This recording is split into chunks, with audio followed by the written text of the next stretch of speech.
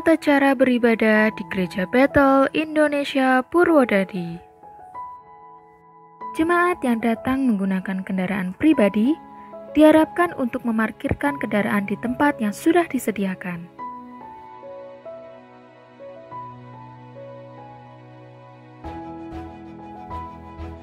Jemaat wajib menggunakan masker dan face shield sebelum memasuki area GBI Purwodadi.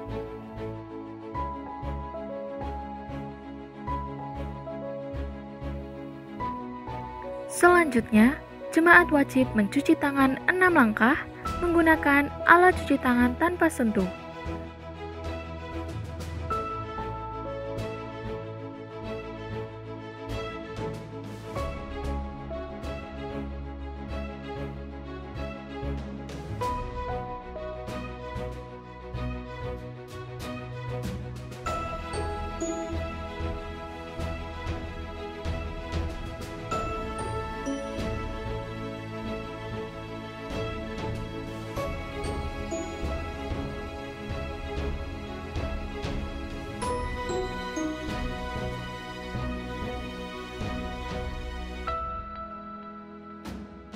Dan membuang sampah di tempat yang sudah disediakan. Selanjutnya, jemaat melakukan pengecekan suhu dan mengambil amplop perpuluhan di pintu masuk gereja. Apabila suhu melebihi 36,99 derajat Celcius, maka jemaat dianjurkan untuk mengikuti ibadah online di rumah saja. Pada saat memasuki ruang ibadah, jemaat hanya diperbolehkan menduduki kursi yang telah disediakan, serta tetap menggunakan masker dan face shield.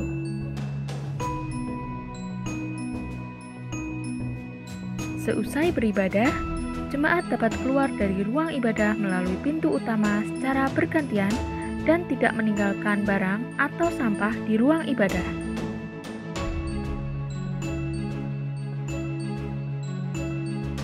Kemudian, jemaat dapat menggunakan hand sanitizer yang telah disediakan oleh petugas.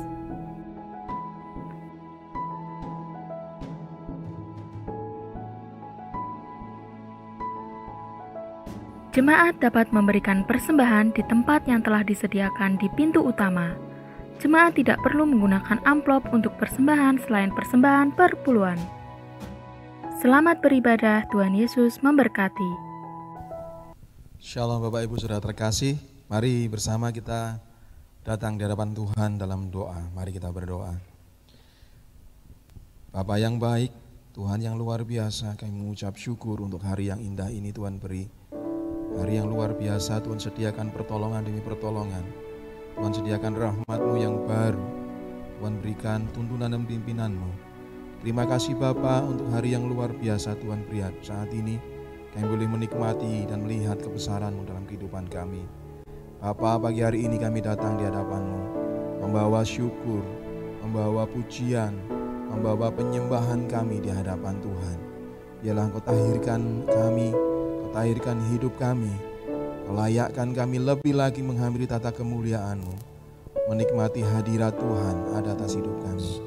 Roh Kudus, Engkau yang memimpin dan menyertai kami, ajar kami memberi yang terbaik untuk Bapa. Haleluya Tuhan, kami mengucap syukur di hadapan-Mu. Glory bagi nama Yesus. Haleluya, haleluya.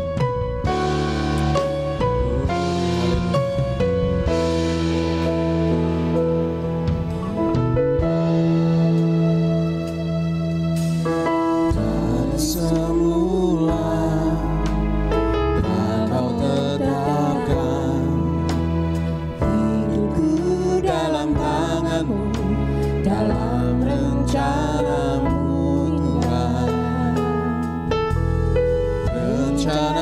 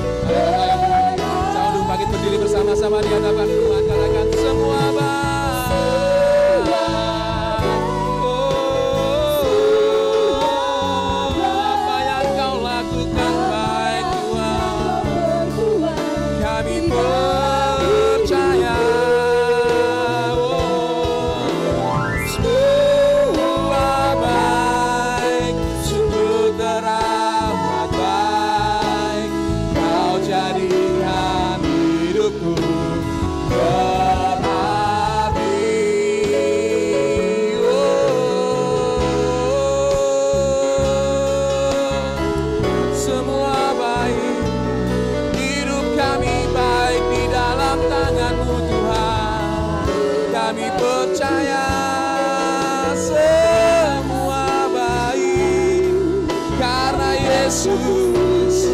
Yesus jadikan kami anakmu. Kau telah tebus dosa kami, Kau hapuskan pelanggaran kami, Kau jadikan kami, Kau pulihkan kami, sehingga hidup kami baik di hadapan-Mu. Pakai kami menjadi alat kerajaan-Mu ya Aba. Oh, dalamaya se. Glory, haleluya. Glory, haleluya. Sungguh hidup kami berarti di hadapan-Mu.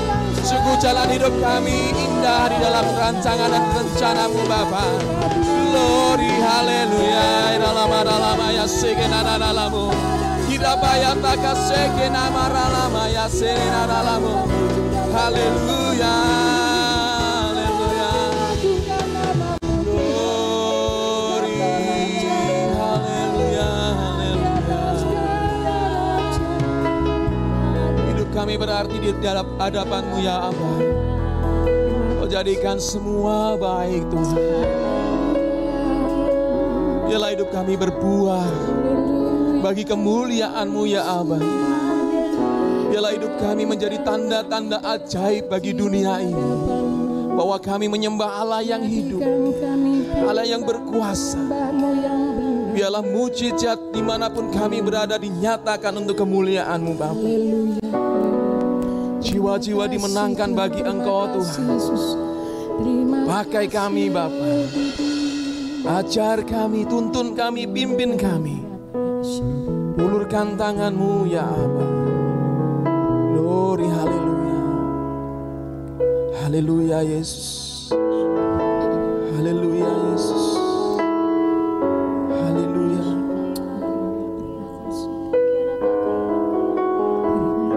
Haleluya, haleluya. Haleluya, haleluya. Ya Tuhan, pakai kami, pakai kami. Hidupku menggenapi firman-Mu,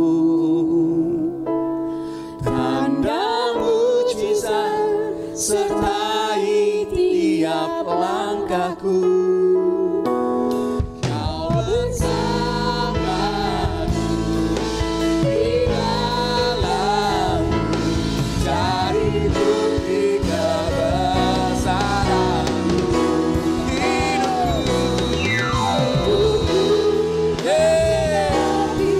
Haleluya Bapa. Tanda mujizat sertai tiap langkahku. Kami terima janji-Mu Tuhan. Kami percaya penyertaan-Mu sempurna atas hidup kami. Oh ya, glory. Hidupku Tuhan menggenapi firman-Mu, tanda mujizat sertai tiap langkahku. Kau bersamaku di dalamku, jadi bukti. Lebih lagi Tuhan, mari jemaat Tuhan katakan dengan iman, hidupku kami menggenapi firman-Mu dalam hidup kami Tuhan. Pakai kami menjadi alat kerajaan Tuhan, menyatakan kuasa-Mu, menyatakan mujizat-Mu, menjangkau jiwa-jiwa bagi kemuliaan nama Tuhan. Glory, haleluya, haleluya. Hidupku menggenapi firman-Mu ya Tuhan, tanda mujizat sertai tiap langkahku. Kau bersamaku di dalamku, jadi bukti kebesaran. Kau bersamaku,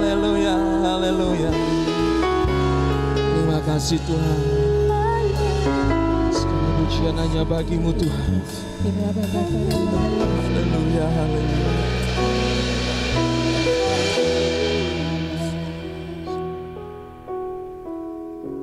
Sungguh hati kami meluap dengan sukacita ya Tuhan.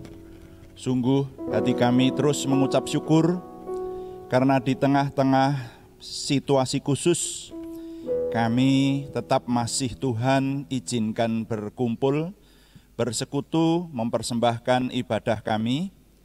Bahkan dengan terobosan baru, kami yang di rumah juga bisa mengikuti melalui siaran online. Sekarang kami terus menyerahkan kepada Tuhan apa yang ingin kami kerjakan hari ini. Ini hari yang istimewa, hari Sabat. Setiap hari Sabat adalah hari istimewa di mana kami dapat mempersembahkan ibadah kami kepada Tuhan, merasakan Tuhan hadir, mengingat kembali hidup kami supaya kami tidak menjadi manusia duniawi, tetapi kami yang terutama menjadi manusia rohani, sehingga kami nanti akan mendapati bahwa yang jasmani akan menyusul ketika Tuhan memberkati kami secara dimensi roh dalam hidup kami.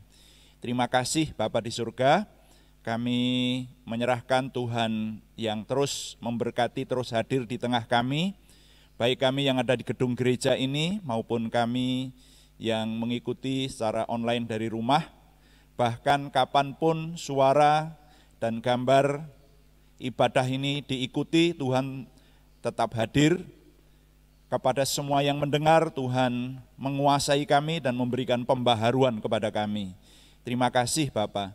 Dalam nama Tuhan Yesus Kristus kami berdoa. Haleluya. Amin. Amin. Silakan duduk kembali Bapak Ibu sekalian yang ada di gedung gereja ini, juga yang mengikuti secara online di rumah. Semuanya shalom. Puji Tuhan. Mari kita melanjutkan tema mulai awal tahun ini, yaitu mempersiapkan kemenangan. Tema kita dalam memperhatikan firman Tuhan di hari-hari ini adalah mempersiapkan kemenangan. Ini tema yang kita dapati sementara situasi khusus ini mulai di bulan Maret yang lalu. Dan dalam bulan-bulan ini Tuhan memberikan, mungkin bisa disebut subtema gitu ya, tetap menghasilkan buah, tetap menghasilkan buah. Nah, saya ingin mengingatkan bahwa kita umat Kristiani itu ternyata paling tidak bisa dibagi menjadi dua. Ada umat Kristiani yang benar-benar murid Yesus, tapi ada umat Kristiani yang sekedar hanya disebut Kristen, tapi bukan murid Yesus. Nah, sebaiknya kita ini hanya sekedar Kristen atau benar-benar murid Yesus. Nah, mari kita renungkan di dalam hidup kita. Yang telah banyak kita renungkan bahwa murid itu harus menghasilkan buah. Murid itu harus menghasilkan buah. Itu tekanan dari Tuhan Yesus sendiri. Makanya saya ingatkan terus pernyataan Tuhan Yesus bahwa dalam pengajarannya perihal menghasilkan buah ini. Jadi yang menghasilkan buah, kata Tuhan, kata firman Tuhan, akan semakin dibersihkan, diwatun, kalau orang Jawa Tengah bilang gitu ya, disiangi, supaya lebih banyak berbuah. Tetapi kalau yang tidak berbuah, akan dipotong dan dibuang ke dalam api, masih ditambah lagi di sana dengan istilah dibakar. Nah, ini menjadi cambuk buat kita, bahwa kita yang merasa menjadi murid Tuhan Yesus harus berbuah. Nah, menghasilkan itu artinya sudah kita renungkan beberapa waktu yang lalu, artinya menghasilkan jiwa yang diselamatkan sama seperti kita murid Tuhan atau yang mau percaya kepada Tuhan Yesus, tidak binasa dan beroleh hidup yang kekal. Itu dalam tema kita yang disebut menghasilkan buah. Walaupun sudah kita renungkan istilah menghasilkan buah itu sebetulnya agak luas pengertiannya. Tapi kali ini menghasilkan buah adalah menghasilkan jiwa yang diselamatkan sama seperti kita, seperti itu. Nah, dulu saya berpikir begini saudara, untuk menghasilkan buah kan kita harus memberitakan kabar keselamatan. Sehingga nanti hasil dari kita memberitakan kabar keselamatan itu yang disebut menghasilkan buah. Dan itu sangat tergantung bagaimana kepiawaian dari kita yang memberitakan kabar keselamatan. Saya dulu berpikir semacam itu. Nah, belajar dari kehidupan jemaat mula-mula, ternyata ada yang mengejutkan. Mungkin bagi beberapa orang ini pengulangan. Oh ya, saya lupa, judul renungan hari ini adalah doa untuk menghasilkan buah. Lupa saya tadi kok belum menyebutkan judul ya. Judul renungan hari ini, judul khotbah hari ini adalah doa untuk menghasilkan buah. Nah, kembali belajar dari kehidupan jemaat mula-mula, ternyata ada yang mengejutkan. Mari kita simak cara hidup jemaat yang pertama di kitab Kisah Para Rasul, pasal 1 ayat 41 sampai 47. Nah, di sana saya mendapati, bagi saya ini hal yang mengejutkan ya, waktu saya mengerti dulu, dan ini saya bagikan kepada saudara-saudara sekalian, karena sekali lagi kalau menurut saya ya keberhasilan untuk menghasilkan buah itu ya bagaimana pohon itu berusaha keras untuk menghasilkan buah gitulah. Nah, Kisah Para Rasul pasal 2. Tadi saya menyebut pasal 1 ya, pasal 2 ayat 41 sampai 47. Ya, coba dicek, betul ya. Judulnya Cara Hidup Jemaat yang Pertama. Pasal 2 ya, betul ya. Ya, saya baca untuk saudara. Kisah Para Rasul pasal 2 ayat 41 sampai 47. Orang-orang yang menerima perkataannya itu memberi diri dibaptis, dan pada hari itu jumlah mereka bertambah kira-kira 3.000 jiwa. Mereka bertekun dalam pengajaran rasul-rasul dan dalam persekutuan. Dan mereka selalu berkumpul untuk memecahkan roti dan berdoa. Maka ketakutanlah mereka semua, sedang rasul-rasul itu mengadakan banyak mujizat dan tanda.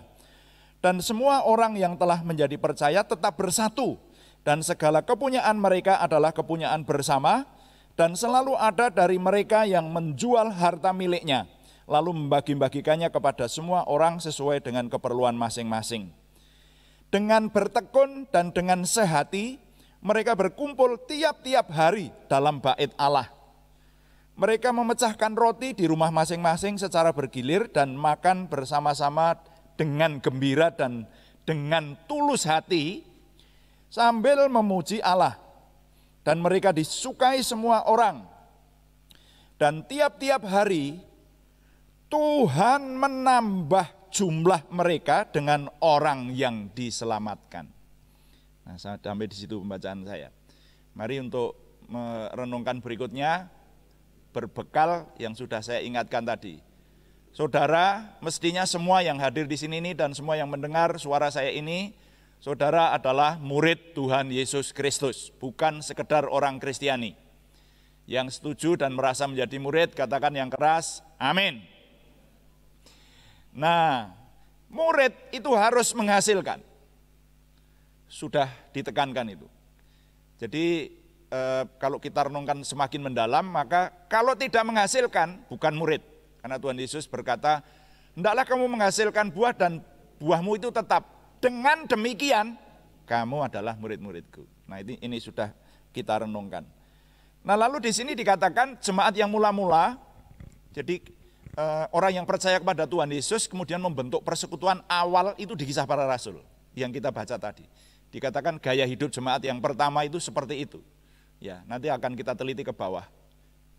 Dan luar biasa, dalam satu hari orang yang diselamatkan bertambah 3.000 orang.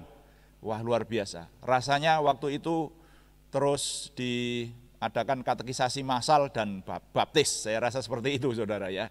Ini oleh para rasul waktu itu, oleh murid-murid Tuhan waktu itu. Jadi mereka berbuah sedemikian luar biasa. Nah kenapa bisa begitu? Bahkan dikatakan tadi tiap-tiap hari orang yang diselamatkan bertambah. Ya, saya tidak akan mengulangi lagi orang yang diselamatkan itu bagaimana. Nah itu pelajaran awal dari baptisan lah ya. Tetapi sekarang kita harus meningkat. Kita yang murid Tuhan, apalagi yang semakin dewasa rohaninya, itu harus berpikir menghasilkan buah. Yang setuju di sini katakan amin. Puji Tuhan, banyak yang mengatakan amin. Yang di rumah juga ya, walaupun saya tidak dengar. Nah, saya ingin membagi dua renungan pagi hari ini. Bagaimana judul doa untuk menghasilkan buah ini kita renungkan. Bagian yang pertama saya beri judul yang menambahkan jiwa adalah Tuhan. Ya, jadi saya bagi dua, bagian pertama judulnya yang menambahkan jiwa adalah Tuhan. Mari kita merenungkan di bagian pertama ini bahwa Tuhan menambahkan orang yang diselamatkan.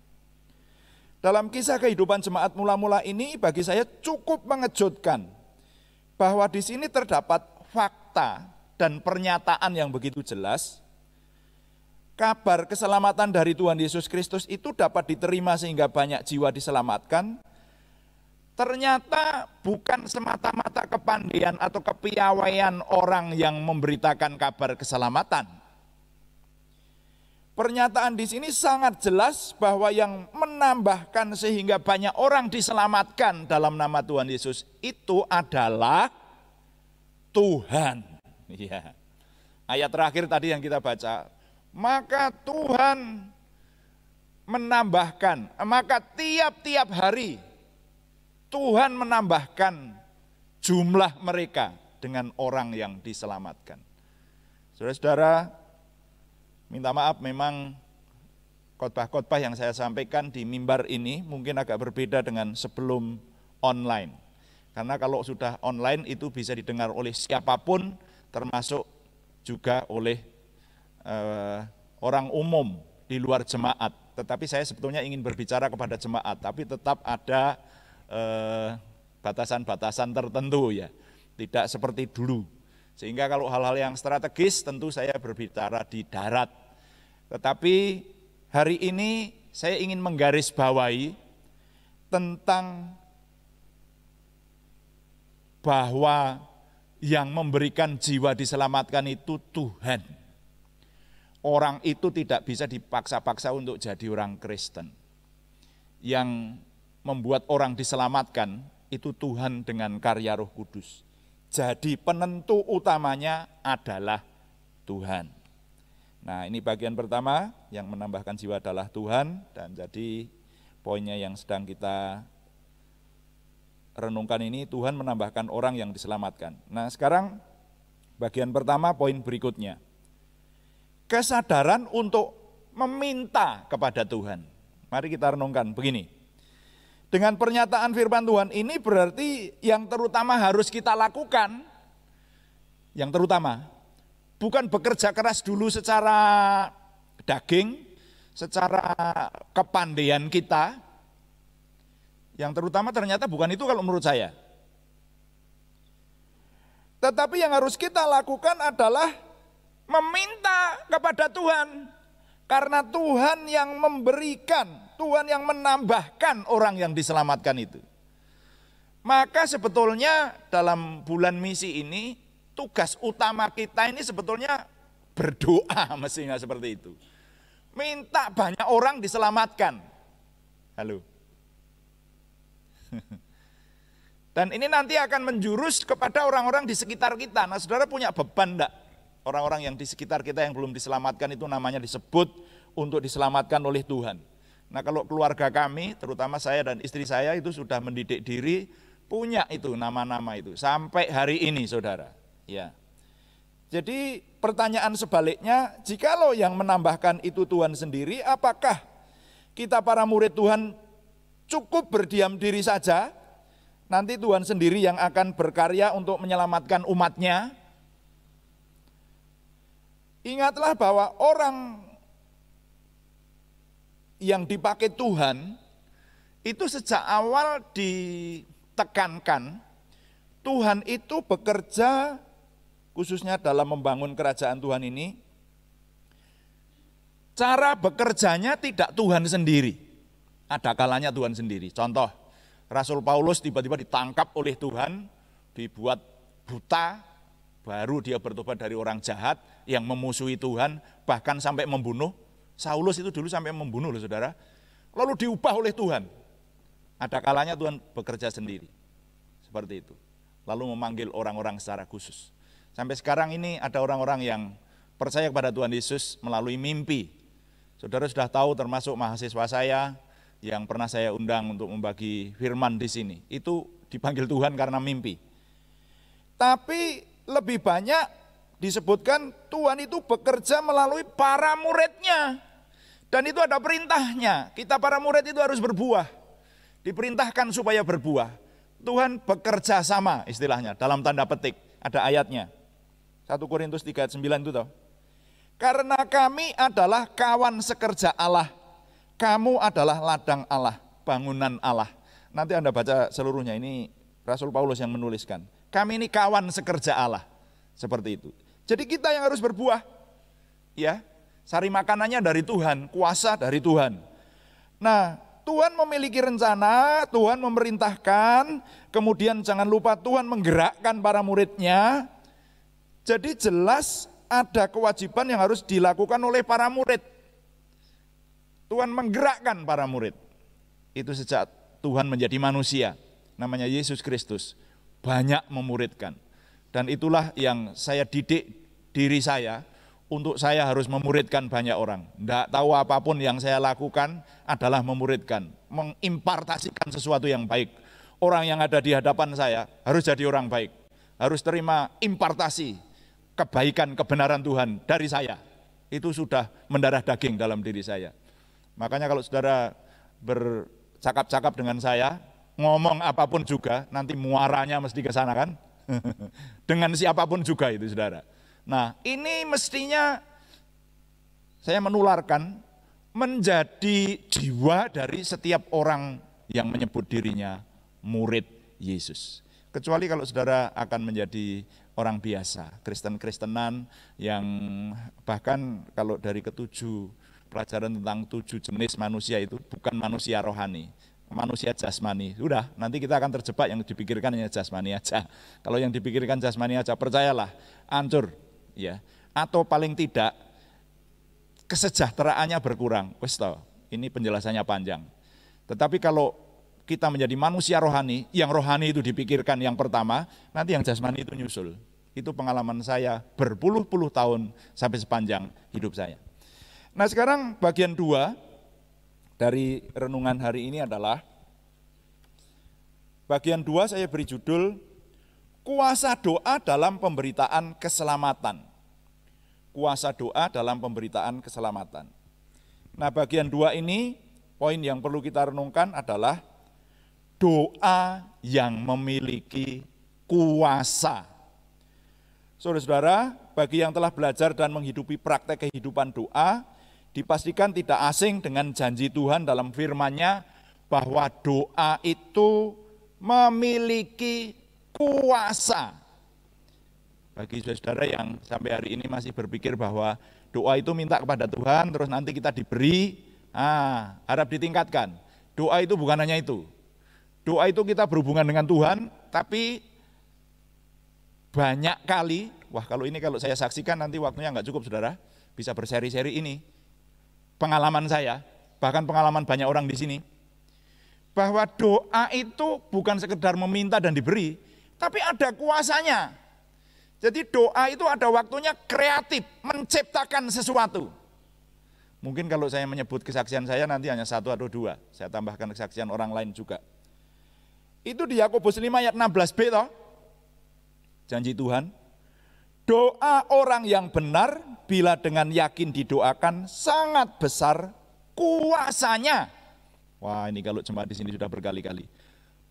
Doa orang yang benar bila dengan yakin didoakan, di situ dituliskan bukan sangat besar manfaatnya, sangat besar gunanya, atau sangat besar keuntungannya, bukan begitu. Sangat besar kuasanya. Saya rasa saya bersyukur di tempat ini, saya menyadari betul, sudah banyak orang yang sadar berdoa dan berdoa itu ada kuasanya. Saya beritahu teman-teman anggota Prayer Warrior yang sejak sebelum situasi khusus kita sudah menggunakan daring untuk membentuk tim doa. Saya beritahu sekalian, ini melalui media ini, melalui forum ini, teman-teman yang di luar GBI Purwodadi kalau mau ikut Prayer Warrior mungkin boleh ya. Bu Pangat boleh enggak nih? Kalau yang di Jogja, di Surabaya mau ikut Prayer Warrior kita boleh tuh ini. Karena sekarang dengan daring, seperti itu. Dan saya banyak melihat ada yang jam 1 malam menunjukkan tangan barusan selesai berdoa. Jam 2 pagi menunjukkan tangan barusan selesai berdoa. Jadi berdoa itu bukan hanya untuk makan, tidur, gitu aja. Tetapi berdoa itu secara khusus, doa itu kebutuhan. Dan bahkan mendoakan orang lain. Minggu ini kita punya beban doa seseorang yang operasi di Solo, yang melahirkan di Gerobokan apa Jogja ya melahirkannya? Gerobokan ya. Kemarin semuanya dijawab Tuhan. Nah itu. Jadi ada orang yang berdoa harusnya 24 jam. Saya nggak ngerti sekarang kayaknya agak bolong-bolong. Ayo dong yang menjadi anggota Prayer Warrior 24 jam di jemaat ini ada orang berdoa. Seperti itu artinya. Doa orang yang benar bila dengan yakin didoakan sangat besar kuasanya.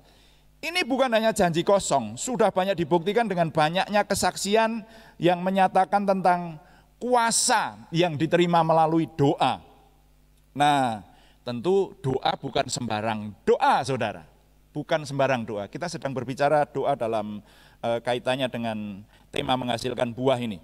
Nah, memang doa itu ada banyak yang kita kenal. Paling tidak kalau di lingkungan gereja kita, di lingkungan jemaat kita berjemaat ini ada doa puasa, ada doa bersama atau secara korporat, ada doa pribadi, ada doa keluarga, ada doa syafaat, ada doa rantai. Bahkan sekarang dikenal ada namanya doa konser, ya, bukan konser doa konser, lalu doa napas dan seterusnya. Yang belum tahu nanti bisa tanya kepada saya atau teman-teman hamba-hamba Tuhan bisa menjelaskan. Jadi berdoa itu tentu dilandasi dengan kesungguhan, dengan kesadaran akan dimensi roh, dan petunjuk-petunjuk dari firman Tuhan sebagai kaidah untuk berdoa yang memiliki kuasa. Jadi tidak sembarang berdoa. Yang paling banyak doa minta karena butuh. Nah itu. Tapi sebetulnya doa lebih dari itu.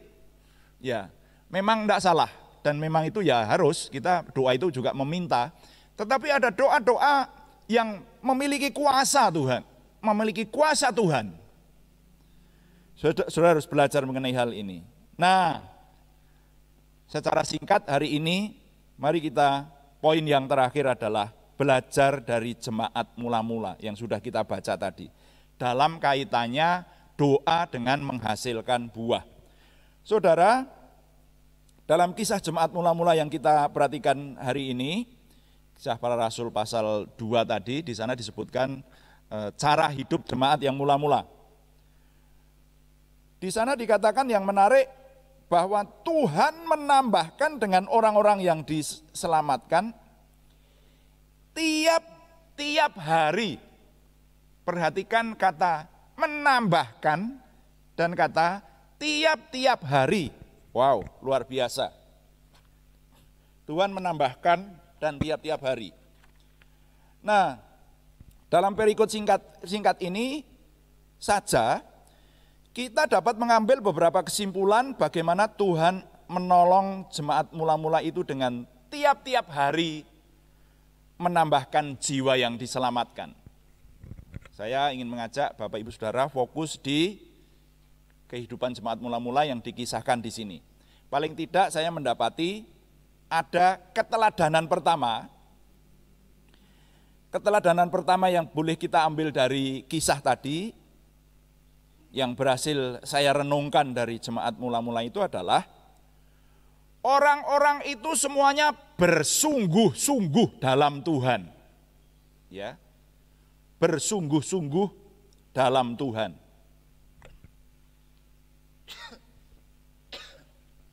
Jadi tidak ada orang yang semau gue gitu. Dalam menyembah Tuhan, dalam bergereja, dalam berjemaat, dalam beribadah, itu semuanya bersungguh-sungguh.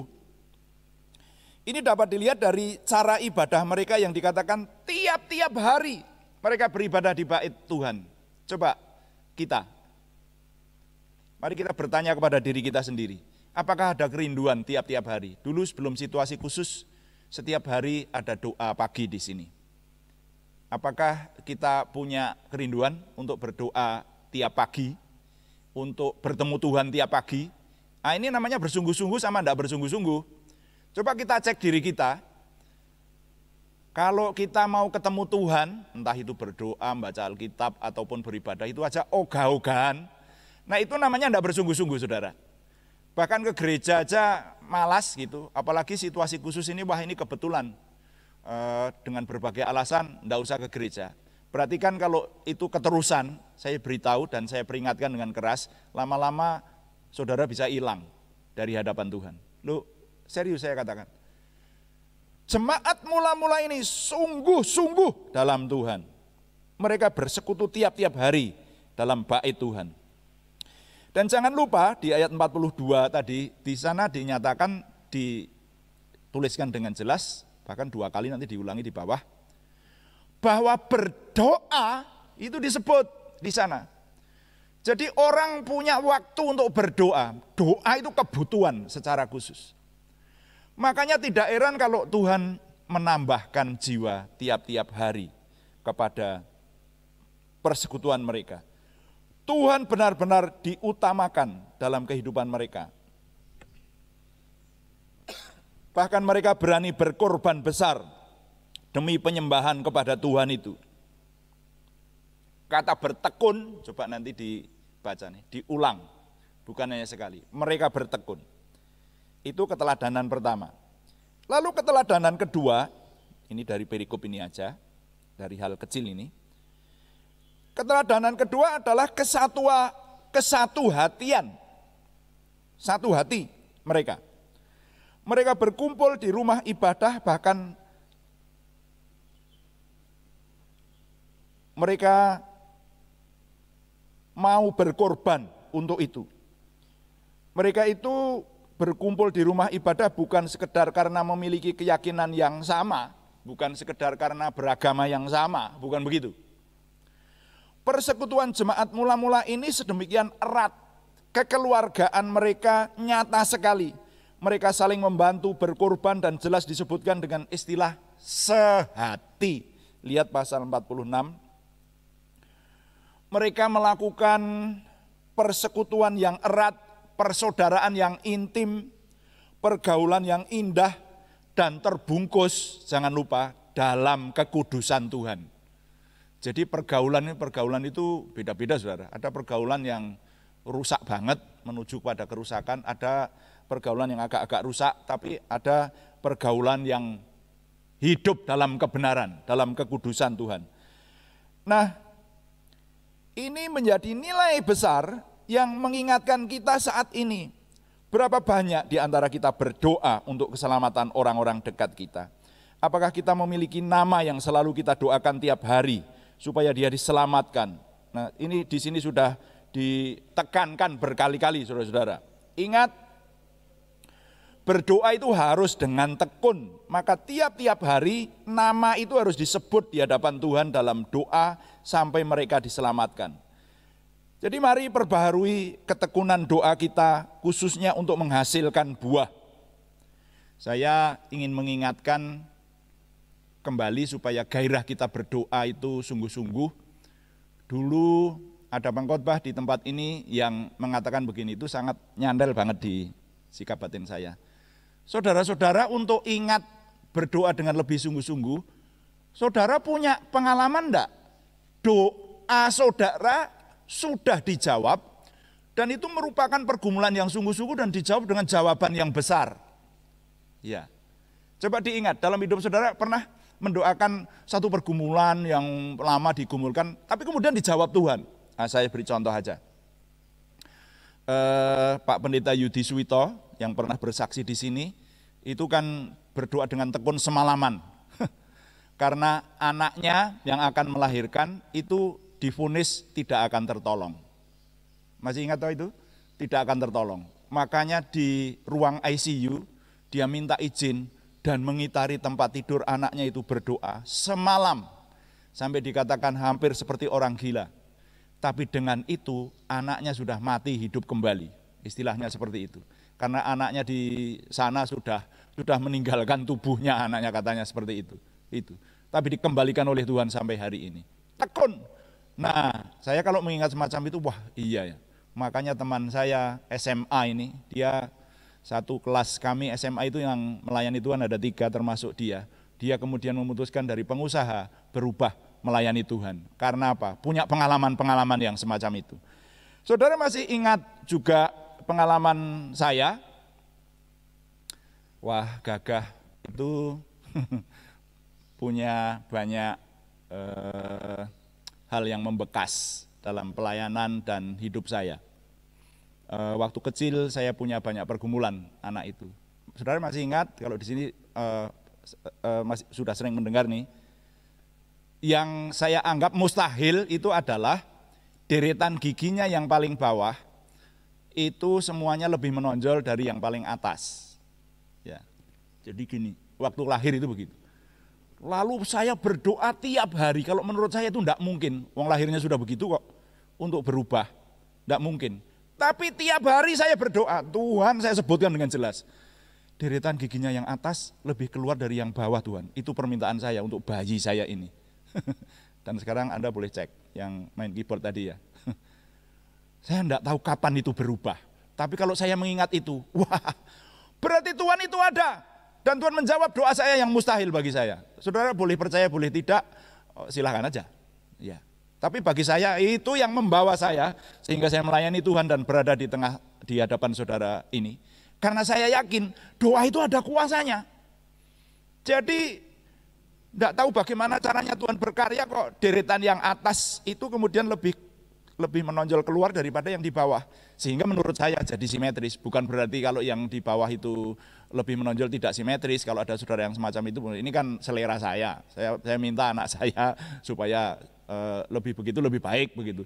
Dan akhirnya Tuhan jawab saudara. Nah, kalau mengingat yang semacam ini mestinya kita tidak jemu-jemu berdoa. Nah, hubungannya dengan menghasilkan buah, mari perbaharui ketekunan doa kita. Khususnya untuk menghasilkan buah. Yang belum melakukan, pilih satu nama yang harus didoakan supaya diselamatkan. Yang sudah melakukan, tambahkan satu nama lagi atau beberapa nama lagi sebagai beban doa kita. Jadi yang nomor 1 harus dilakukan adalah berdoa. Berdoa, dan terus berdoa dengan tekun untuk setiap kita berbuah banyak dan buahnya tetap. Jadi ayo kita kembali bergairah melakukan gerakan doa. Yang setuju katakan amin. Gerakan doa, amin. Gerakan doa.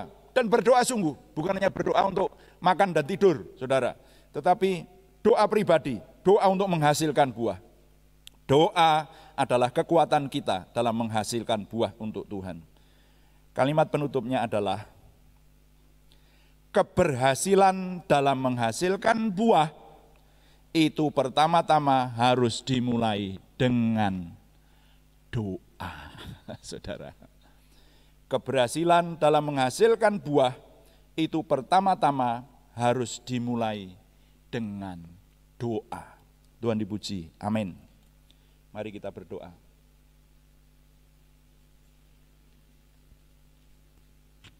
berdiam diri, tunduk kepala, tujukan sikap batin saudara kepada Tuhan.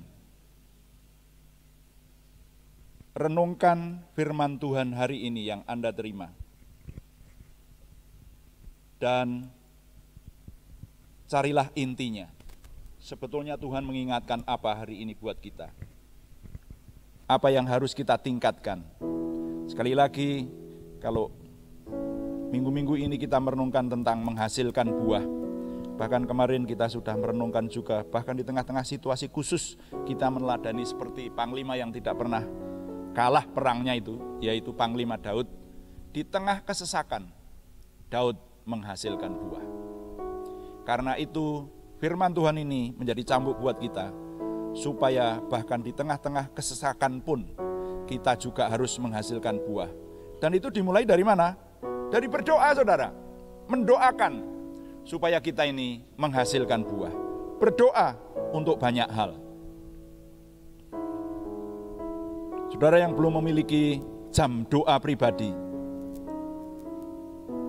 saudara, saya sering malu kalau merenungkan di kepercayaan lain itu ada disiplin doa. Jam doa harus berdoa. Tapi di kekristenan itu karena berdoa itu oleh anugerah Tuhan Yesus, oleh kematiannya di kayu salib, berdoa itu jadi dipermudah. Malah akhirnya banyak murid Tuhan Yesus tidak punya jam doa. Wow, ini kerugian besar. Ini kemunduran yang tidak boleh terjadi. Saudara harus kembali menggerakkan gerakan doa di dalam hidup saudara. Sudah toh, yang belum pernah merasakan. Kalau saudara tidak pernah berdoa kepada Tuhan, nanti hidupmu kan terasa ringan. Orang Jawa Tengah menyebut ampang begitu. Tapi kalau secara rohani, kita ini mantap punya hubungan dengan Tuhan, maka doanya punya kuasa. Yang doanya punya kuasa itu bukan hanya para ulama saja, saudara. Tetapi firman Tuhan ini ditujukan kepada kita semua. Oleh karena itu, maka kita semua bisa berdoa punya kuasa juga untuk menghasilkan buah, menyelamatkan orang-orang di sekitar kita. Haleluya, haleluya. Katakan, mari kita, berikanku hati seperti hatimu yang penuh dengan belas kasihan. Berikanku mata seperti matamu, memandang tuayan di sekelilingku. Haleluya. Seperti hatimu yang penuh dengan belas kasihan. Mari kita berdiri di hadapan Tuhan. Yang di rumah juga berdiri.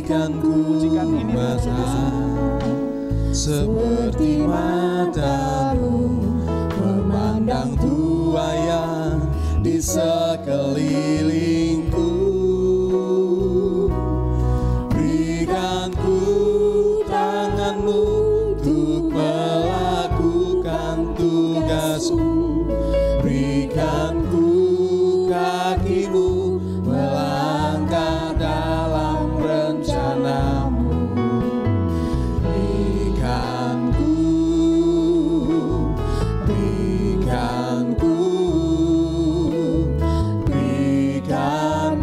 hatimu.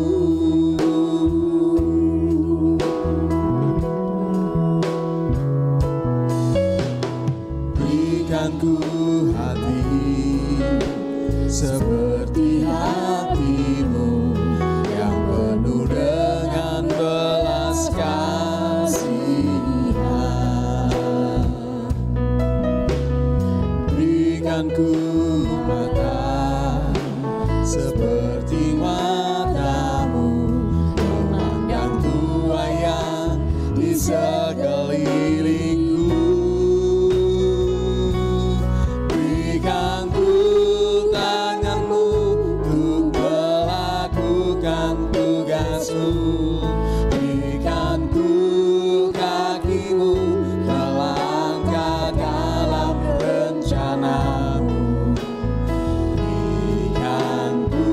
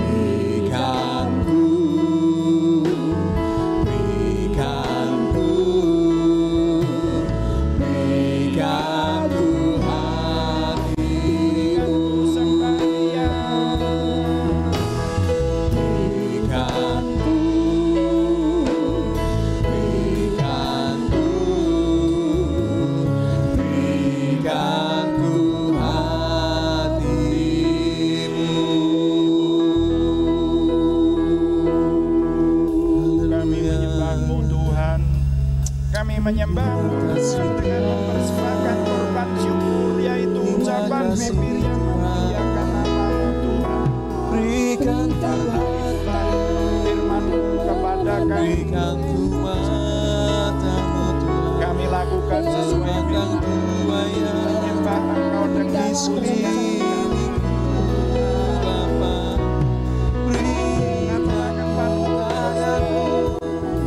dan kakimu Bapa, melangkah dalam setiap rencana, memenangkan jiwa bagi kemuliaan-Mu Bapa.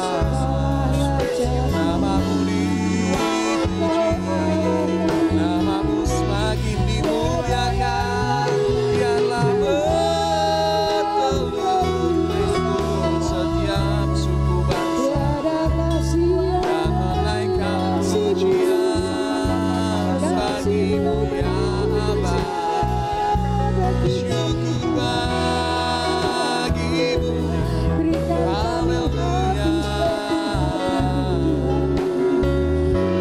Glory Yesus, haleluya. Bapak, kami mengucap syukur pagi hari ini. Hari ini Tuhan mengingatkan kami untuk bergairah lagi berdoa. Dan kami cukup terkejut ketika menyadari bahwa untuk menghasilkan buah, semua karena kasih karunia-Mu. Bahkan untuk menghasilkan buah juga Tuhan yang memberikan buah itu. Karena itu Tuhan, ajari kami untuk berdoa dengan benar. Beri kepada kami gairah dalam berdoa. Berikan kepada kami semua Tuhan semangat baru dalam kami mendekat Tuhan. Berikan pengalaman-pengalaman baru sehingga hidup kami tidak hanya memikirkan yang jasmaniah saja. Kami tidak tersedot untuk mencari penghidupan sehingga kami lupa akan dimensi roh yang Tuhan berikan. Kami lupa akan kerohanian. Tapi biarlah kami menyadari bahwa kalau dimensi roh, kalau kerohanian kami beres, maka yang jasmaniah akan menyusul beres. Karena itu berikan pengalaman kepada kami masing-masing, kepada semua yang mendengar. Baik kami yang ada di gedung gereja ini mengikuti ibadah hari ini, maupun kami yang ada di rumah mengikuti secara online, bahkan yang ada di luar kota, di luar jemaat GPI Purwodadi ini yang mendengar dan menyimak semua firman Tuhan ini. Bahkan kapanpun suara dan gambar ini dapat dinikmati untuk mengikuti ibadah ini, Tuhan hadir dan menolong kami. Terima kasih Bapak. Anak-Mu ini berhenti berbicara karena berbagai keterbatasan, baik keterbatasan waktu maupun keterbatasan tempat. Tetapi kami mohon Roh Kudus yang tidak terbatas itu terus menolong kami, sehingga hidup kami semakin sempurna di hadapan Tuhan. Dalam nama Tuhan Yesus Kristus kami berdoa. Haleluya. Amin. Amin. Tetap berdiri, saudara sekalian.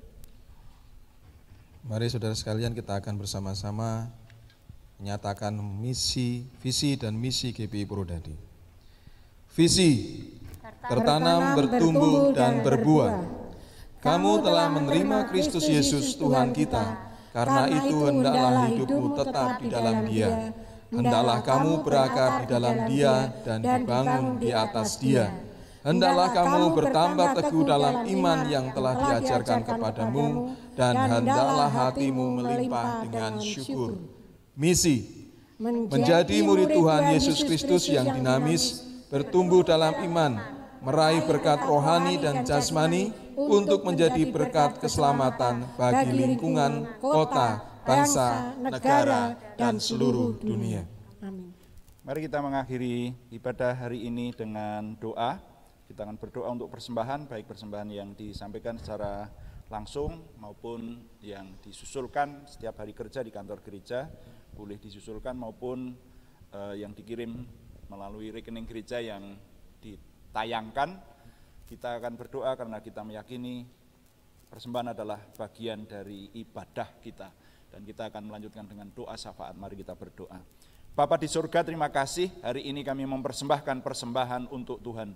Melalui saluran apapun, Tuhan, kami mendukung pekerjaan Tuhan, khususnya di tempat ini. Oleh karena itu, berkati persembahan ini, kuduskan semuanya menjadikan nama Tuhan dimuliakan.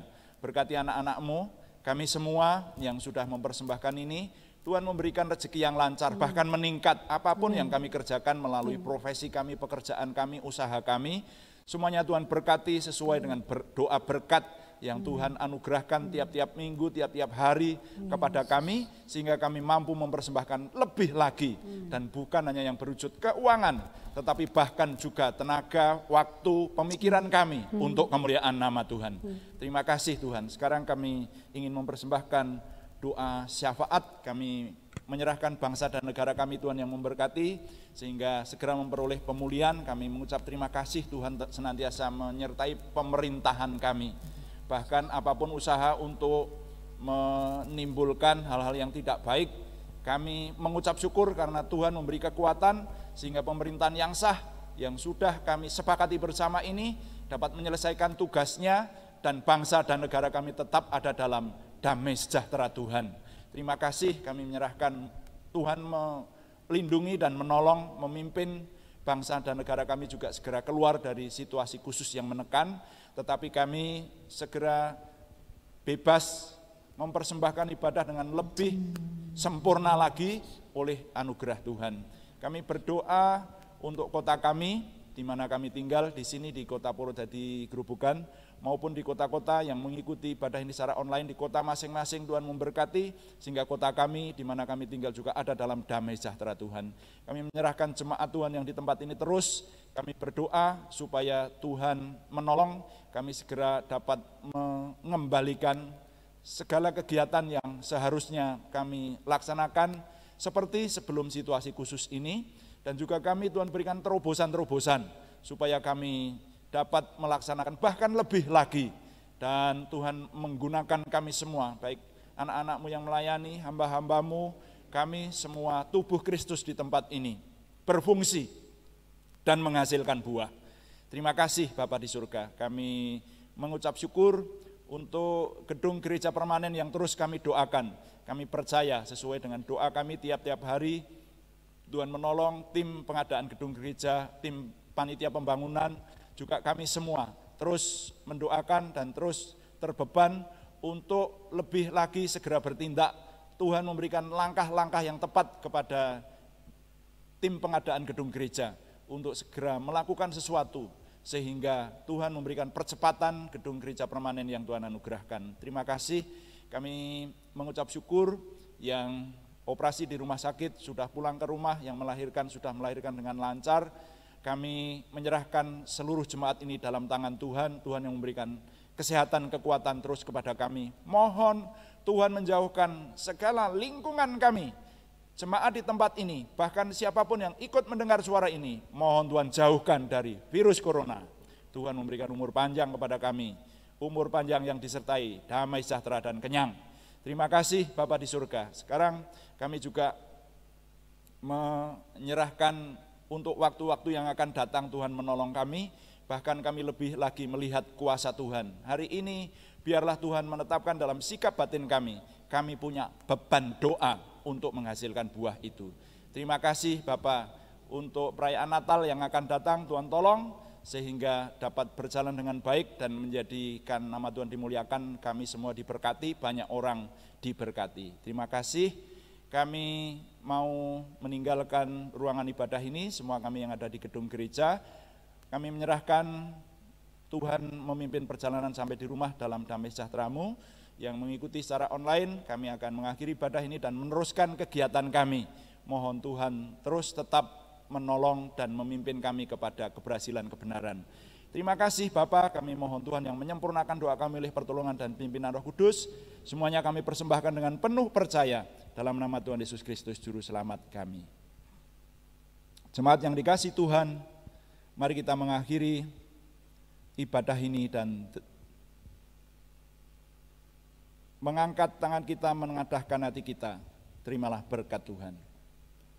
Tuhan memberkati engkau, Tuhan memberkati hidupmu, Tuhan memberkati buah kandunganmu, Tuhan memberkati keluargamu, Tuhan memberkati sekolah kuliahmu, Tuhan memberkati pekerjaanmu, Tuhan memberkati tokomu, Tuhan memberkati bengkelmu, Tuhan memberkati peternakanmu, Tuhan memberkati warungmu, Tuhan memberkati sawah ladangmu, Tuhan memberkati apapun yang dikerjakan oleh tanganmu, keahlian apapun yang engkau tekuni, Tuhan memberikan laris, Tuhan memberikan berhasil dengan berkat-berkat keberhasilan, berkat kelimpahan, berkat ketentraman. Tuhan memberikan kepadamu jalan keluar dari berbagai masalah yang saudara hadapi. Tuhan memberikan kepadamu terobosan baru, sehingga hidupmu sukses, berhasil.